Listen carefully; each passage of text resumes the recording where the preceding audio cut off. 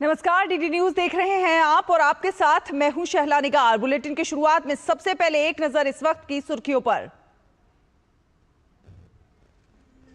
Bihar SIR पर आज भी सुप्रीम कोर्ट में जारी रहेगी सुनवाई। कोर्ट ने चुनाव आयोग के अधिकारों को रखा बरकरार, कहा आधार कार्ड नागरिकता प्रमाण नहीं। भारत सिंगापुर की तीसरी मंत्री स्तरीय वार्ता आज दिल्ली में होगी आयोजित। द्विपक्षीय संबंध को मजबूत करने पर रहेगा फोकस। राजस्थान के दौसा में भीषण सड़क हादसा, श्रद्धालुओं से भरी गाड़ी की ट्रक से हुई टक्कर, 11 लोगों की मौत।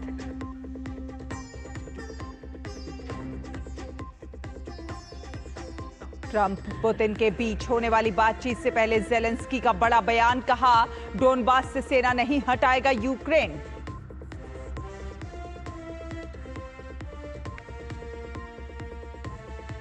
नम्रता बत्रा ने वुशु में देश के लिए पहला पदक जीतकर रचा इतिहास। महिलाओं के 52 किलोग्राम वर्ग में जीता रजत पदक। फाइनल में चीन की प्रतिद्वंदी से मिली हार।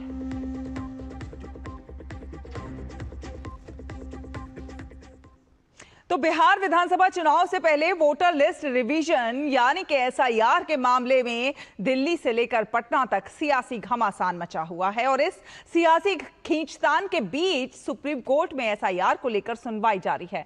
इस मामले में सुप्रीम कोर्ट में आज भी सुनवाई होनी है। कल हुई सुनवाई में दोनों पक्षों ने अपनी अपनी दलीलें दी। ऐसा माना जा रहा है कि सुप्रीम कोर्ट एसआईआर को लेकर आज कोई बड़ा फैसला सुना सकता है। पहले दिन की सुनवाई के दौरान सुप्रीम कोर्ट ने कई अहम टिप्पणियां भी की। सुप्रीम कोर्ट ने कहा कि चुनाव आयोग सही कह रहा है कि आधार को नागरिकता के निर्णायक प्रमाण के रूप में स्वीकार नहीं किया जा सकता है और ज्यादा से ज्यादा ये किसी की पहचान का प्रमाण हो सकता है और आधार एक्ट की धारा 9 ऐसा कहती है। याचिकाकर्ताओं की ओर से कपिल सिब्बल, अभिषेक मनु सिंघवी समेत अन्य वकीलों ने अपना पक्ष रखा और चुनाव आयोग की प्रक्रिया पर सवाल खड़े किए। दलील दी गई कि बिहार के लोगों के पास वो दस्तावेज नहीं हैं जो आयोग मांग रहा है और इस पर जस्टिस सूर्यकांत ने कहा कि बिहार भी देश का ही हिस्सा है। अगर बिहार में लोगों के पास दस्तावेज नहीं होंगे तो फिर तो देश के किसी भी हिस्से में रहने वाले लोगों के पास नहीं होने चाहिए। अगर केंद्र सरकार के कर्मचारी हैं तो कोई तो पहचान पत्र उनके पास होगा। याचिकाकर्ताओं की ओर से यह भी कहा गया कि एसआईआर के तहत वोटर लिस्ट में कुछ ऐसे लोगों को मृत दिखाया गया है जो जीवित हैं।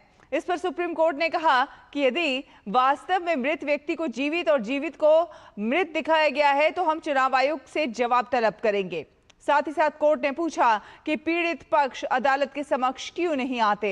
इस पर चुनाव आयोग ने कहा कि ये केवल ड्राफ्ट रोल है और नागरिकों को आपत्ति दर्ज करने का पूरा मौका दिया गया है। इसके अलावा सुप्रीम कोर्ट ने चुनाव आयोग से कुछ और तथ्य, कुछ और आंकड़े भी मांगे हैं। चुनाव आयोग ने सुनवाई के दौरान कोर्ट से कहा कि नियमों के अनुसार चुनाव आयोग को शामिल ना किए गए लोगों की अलग सूची तैयार करने की आवश्यकता नहीं है। आगे बढ़ेंगे, अगली खबर का रुख करेंगे। भारत सिंगापुर की तीसरी मंत्री स्तरीय वार्ता आज दिल्ली में आयोजित होगी। इसका उद्देश्य द्विपक्षीय संबंधों को विस्तार देना और उन्हें मजबूत बनाना है। सिंगापुर के प्रतिनिधिमंडल का नेतृत्व उप प्रधानमंत्री और व्यापार और उद्योग मंत्री गान किम योंग करेंगे। इस वार्ता में भारत का प्रतिनिधित्व विदेश मंत्री एस जयशंकर, वित्त मंत्री निर्मला सीतारमण, उद्योग मंत्री पीयूष गोयल और सूचना और प्रसारण मंत्री अश्विनी वैष्णव करेंगे। इसकी पहली बैठक सितंबर 2022 में दिल्ली में और दूसरी बैठक अगस्त 2024 में सिंगापुर में आयोजित की गई थी। और पश्चिम बंगाल के मुख्य सचिव मनोज पंत को आज निर्वाचन आयोग ने दिल्ली तलब किया है। मतदाता सूची संशोधन में गड़बड़ी के आरोप में 4 अधिकारियों को निलंबित करने के आयोग के निर्देश का पालन नहीं करने पर उन्हें दिल्ली बुलाया गया है। दरअसल पश्चिम बंगाल की सरकार की ओर से चुनाव आयोग को सूचित किए जाने के एक दिन बाद कहा था कि वो आरोपी अधिकारियों को तुरंत निलंबित नहीं करेगी। इस पर आयोग ने कहा कि मुख्य सचिव मनोज पंत व्यक्तिगत तौर पर उपस्थित होकर पश्चिम बंगाल सरकार का रुख साफ करें। बहरहाल अब राज्य सरकार और चुनाव आयोग के बीच चल रही खींचतान में ये एक मुद्दा बन गया है। एक और मुद्दा, ये विवाद दक्षिण 24 परगना के बरुईपुर पूर्व और पूर्वी मिदनापुर के मोइना की मतदाता सूचियों में कथित खामियों से उपजा है।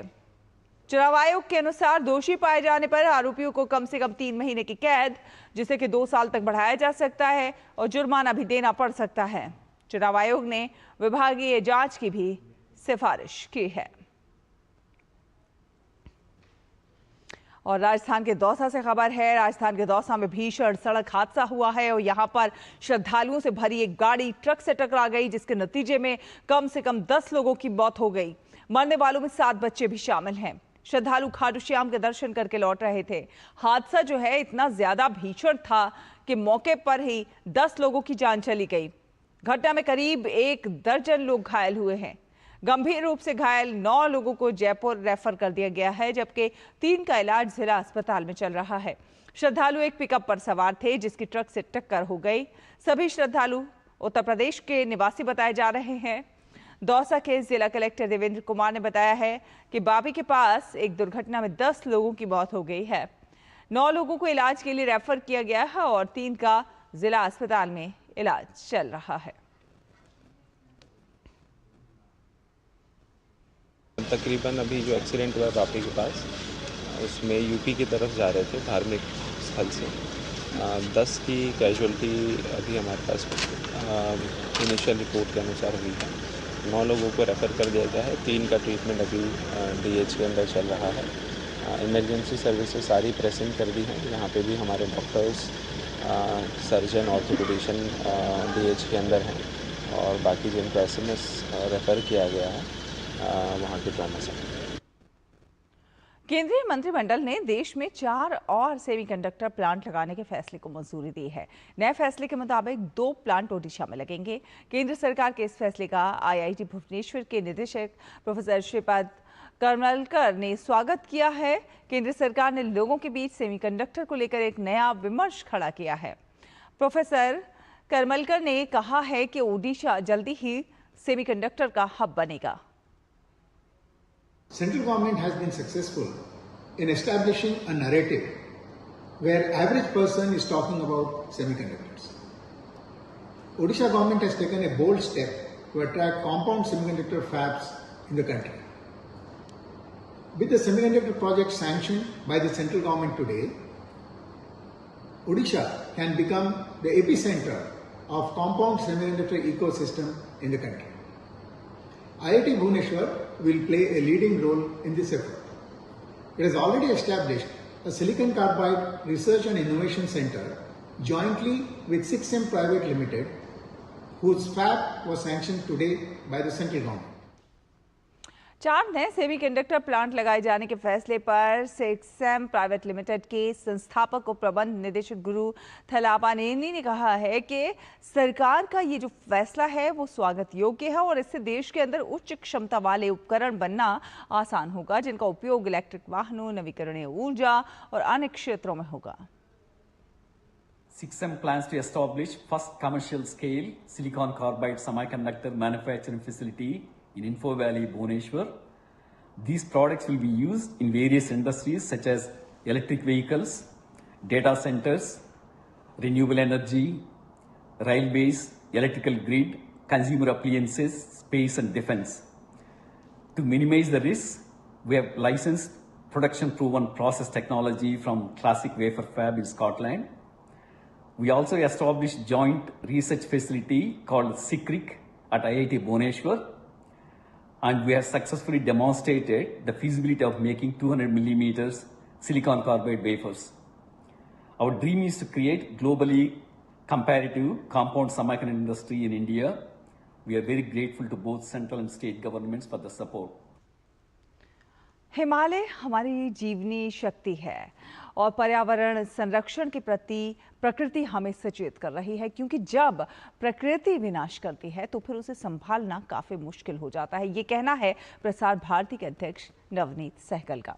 इंडिया इंटरनेशनल सेंटर और माउंटेन क्लाइमेट ट्रस्ट की ओर से दिल्ली स्थित इंडिया इंटरनेशनल सेंटर में ग्रीनिंग द हिमालयस कार्यक्रम का आयोजन किया गया। कार्यक्रम को संबोधित करते हुए प्रसार भारती के अध्यक्ष नवनीत सहगल ने कहा कि प्रसारक लोक सेवा प्रसारक भारत का होने के नाते हमारी जिम्मेदारी है कि हम समाज को पर्यावरण संरक्षण के प्रति जागरूक करें। प्रकृति हमको बता रही है कि हमको प्रकृति के प्रति सचेत होना चाहिए। हमको प्रकृति की रक्षा के लिए, और विशेषकर जो हमारे पहाड़ हैं, पहाड़ पे हमारे पेड़ हैं, हमारा जो जितना एनवायरनमेंट है वहाँ पर, उसके प्रति हमको हर एक नागरिक को इस देश के सचेत होना पड़ेगा। और ये सही समय है कि हम सीखें धराली जैसी घटनाओं से और पर्यावरण के प्रति अपनी जिम्मेदारियां निभाएं। हम अगली जनरेशन को, हम आने वाली अपनी पीढ़ी को एक बेहतर पर्यावरण देकर जाएं, एक बेहतर क्लाइमेट देकर जाएं। और ये ना हो कभी कि कोई कहे कि हिमालय कभी कागज़ों में देखना पड़े हमको। तो इसके लिए आवश्यक है कि हम सब लोग मिलें। सरकार जो अपना प्रयास कर रही है, समाज को एक साथ आना पड़ेगा। सरकार और समाज मिलके ही इसको आगे बढ़ा सकते हैं। और श्री काशी विश्वनाथ धाम को पूर्णतः प्लास्टिक मुक्त परिसर घोषित किया गया है। कल से धाम परिसर में प्लास्टिक सामग्री जैसे कि टोकरी, लोटा आदि के साथ प्रवेश पूरी तरह से वर्जित कर दिया गया है। श्री काशी विश्वनाथ मंदिर न्यास का ये प्रयास पर्यावरण सुरक्षा और स्वच्छता की दिशा में एक बड़ा कदम।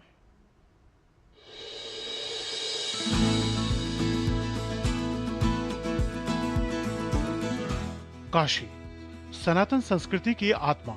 श्री काशी विश्वनाथ धाम, जहां हर दिन लाखों श्रद्धालु महादेव के लिए लगाते हैं गंगा में आस्था की डुबकी। और अब एक पवित्र संकल्प। श्री काशी विश्वनाथ धाम को पूरी तरह से प्लास्टिक मुक्त परिसर घोषित किया गया है। गेट नंबर 4 पर ढूंढीराज और माता विशालाक्षी मंदिर क्षेत्र के पुष्पमाला विक्रेताओं को जानकारी दे दी गई है। 11 अगस्त से श्री काशी विश्वनाथ धाम परिसर में किसी भी प्रकार के प्लास्टिक, चाहे वो टोकरी हो या लोटा, के साथ प्रवेश पूर्णतः वर्जित होगा। मंदिर न्यास, डिप्टी कलेक्टर, विशेष कार्याधिकारी और नगर निगम सभी मिलकर एक क्रांतिकारी प्रयास कर रहे हैं। बहुत ही चरणबद्ध रूप से इसको लागू किया गया। जिस समय कुंभ का पलट प्रवाह चल रहा था, उस समय हम लोगों ने प्लास्टिक के संबंध में, जागरूकता के संबंध में लोगों को बताना शुरू किया, रोकना टूटना शुरू किया। सिंगल यूज प्लास्टिक पूरी तरह मार्च अप्रैल के महीने में बंद किया गया। कई बार यह होता है कि जब हम कोई चीज़ प्रतिबंधित करते हैं तो लोग विकल्प के बारे में पूछते हैं, इसका विकल्प क्या है। तो विकल्प के रूप में हम लोगों ने लोटा, धातु का जो लोटा है वह, बांस और मूंज की बनी हुई टोकरियाँ, यह ले जाकर सैंपल के रूप में जो फूलमाला के विक्रेता दुकानदार थे उनको पूरी सूचीबद्ध किया गया। यहाँ से लेकर मैदागन तक, यहाँ से लेकर गोदौलिया तक, धाम परिसर के भीतर जो ISKs में हमारे लगने वाले जो विक्रेता हैं उनकी सबकी सूची बनाएगी। इसमें कौन कौन लोग फूलमाला का विक्रय करते हैं। प्रत्येक विक्रेता को जाकर हम लोगों ने व्यक्तिगत रूप से एक पावती पत्र रिसीव कराते हुए सभी को सैंपल्स जो थे वो पर्याप्त संख्या में 10-10 टोकरी, 2-2 लोटे उपलब्ध कराए। और इसमें जनप्रतिनिधियों की सहभागिता भी सुनिश्चित की गई। बांस की टोकरियां, स्टील के लोटे पर्यावरण के अनुकूल साधन अब हर श्रद्धालु की पहली पसंद बनेंगे। 12 जुलाई से शुरू हुआ ये जन जागरूकता अभियान केवल नियम नहीं, एक संस्कृति का नव जागरण है। महापौर अशोक तिवारी और नगर आयुक्त अक्षत वर्मा के मार्गदर्शन में मुहिम को जन जन तक पहुंचाया गया। श्री काशी विश्वनाथ मंदिर न्यास का ये प्रयास केवल स्वच्छता का संदेश नहीं, ये हमारी अगली पीढ़ी को संरक्षित भविष्य देने का संकल्प है। Bureau report, DD news. फिलहाल एक छोटा सा ब्रेक के उस पार खबरों का सफर जारी है। देखते रहिए DD न्यूज। जब धरती चीर कर निकलता है लोहे का पत्थर और मिलता है मोंगिया के जोश से, फिर तपता है, पिघलता है और बनता है फौलाद। अब होता है सरिया सारी खूबियों के साथ। मोंगिया स्टील, मजबूत देश का मजबूत सरिया। पता है, I was a bright student. कुछ करना चाहती थी, कुछ बनना चाहती थी। आप अपना खुद का स्टार्ट कीजिए ना। खुद का बिजनेस? पर उसमें पैसे तो बहुत लगेंगे ना। Zero investment. Zero investment? हाँ, I'm doing it. मैं एक principal madam. She's my client. मैं LIC एजेंट हूँ। LIC एजेंट बनो, अब बड़ा सोचो। हमारी वेबसाइट पर जाएं या अपनी नजदीकी LIC शाखा से संपर्क करें। ब्रेक के बाद स्वागत है आपका। आप देख रहे हैं DD न्यूज। आपको बता दें कि आस्था और संस्कृति की धरती सीकर के रेवासा धाम में कल से 9 दिवसीय श्री CAPA मिलन समारोह शुरू हुआ। महंत राघवाचार्य की प्रथम पुण्यतिथि पर भक्ति, सेवा और संत परंपरा का अद्भुत संगम यहां पर दिखाई दिया। श्री CAPA मिलन समारोह का राष्ट्रीय स्वयंसेवक संघ प्रमुख मोहन भागवत ने दीप प्रज्वलन कर शुभारंभ किया।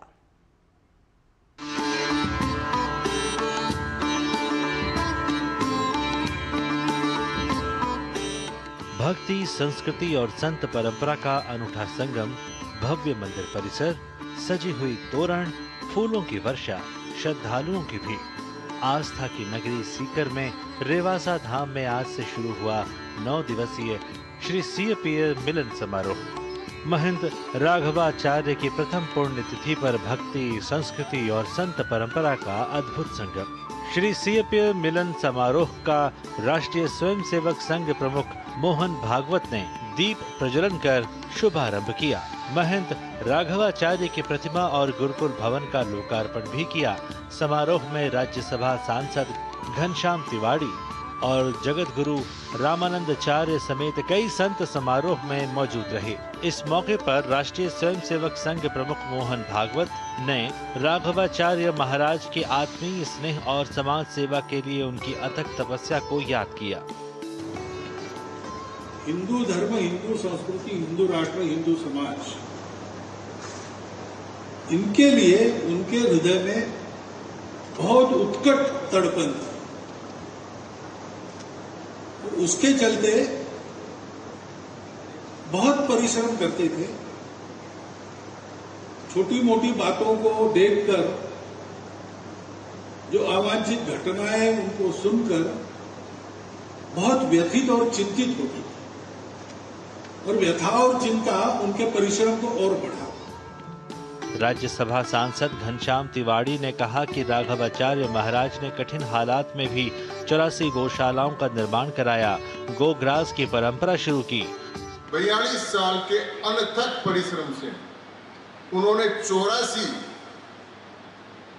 गौशालाओं का निर्माण कराया और उसमें गोग्रास की प्रथा कराई कि महिलाओं को करके सीकर शहर में भी 4000 महिलाएं ऐसे जो रोज गोग्रास निकालते गायन के लिए वो व्यवस्था करा कर ये करी। रेवासा धाम में अगले 9 दिन संत वाणी, भजन और भक्ति के स्वर गूंजेंगे। एक संकल्प के साथ आस्था और सेवा की यह परंपरा यूं ही अनवरत चलती रहेगी। रेवासा धाम में श्री CAPA मिलन समारोह सिर्फ श्रद्धा का उत्सव नहीं, बल्कि महंत राघवाचार्य की सेवा, संस्कार और समाज कल्याण की विरासत को आगे बढ़ाने का संकल्प है। सुधांशु सहरावत की रिपोर्ट, DD न्यूज, सीकर। और मध्य प्रदेश ने अपना वित्तीय वर्ष 2024-25 में अपना निर्यात आंकड़ा रिकॉर्ड स्तर तक पहुंचा दिया है। राज्य ने इस वर्ष अब तक का सबसे ज्यादा 66,218 करोड़ रुपए का निर्यात किया है, जो कि पिछले साल के मुकाबले 6% की बढ़ोतरी को दर्शाता है।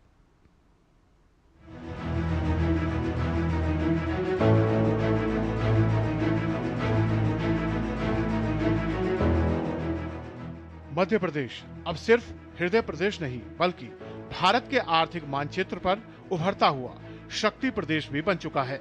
मध्य प्रदेश वित्तीय वर्ष 2024-25 में नया इतिहास रच रहा है। मध्य प्रदेश ने 66,218 करोड़ रुपए के निर्यात के साथ अब तक एक बड़ी उपलब्धि दर्ज की है। ये उपलब्धि राज्य की मजबूती, योजना और उद्योगों की प्रगति को दर्शाती है। फार्मास्यूटिकल, इंजीनियरिंग गुड्स और सोया उत्पादों के क्षेत्र में निर्यात में 6% का जबरदस्त इजाफा हुआ है।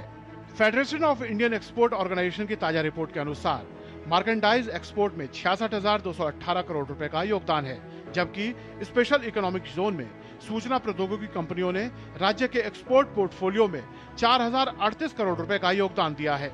इन क्षेत्रों में आर्थिक विकास बढ़ने के कारण राष्ट्रीय स्तर पर निर्यात में मध्य प्रदेश की रैंकिंग 15 से 11 हो गई है। मुझे ऐसा लगता है कि जिस तरह का पॉजिटिव माहौल है, जिस तरह से सब चीज़ एक बेहतर की ओर, एक नई दिशा की ओर जा रही है, जिस तरह से नए नए उद्घाटन हो रहे हैं, नए नए अपॉर्चुनिटीज़ आ रही हैं, मुझे लगता है मध्य प्रदेश शीघ्र ही निर्यात जगत में और अधिक ऊंची पायदान पर पहुंच जाएगा। रिपोर्ट के अनुसार फार्मास्यूटिकल इंजीनियरिंग गुड्स और सोया आधारित कृषि उत्पाद मिलाकर मध्य प्रदेश ने विश्व बाजार के प्रतिमानों के अनुसार निर्यात रैंकिंग में बढ़ोतरी की है।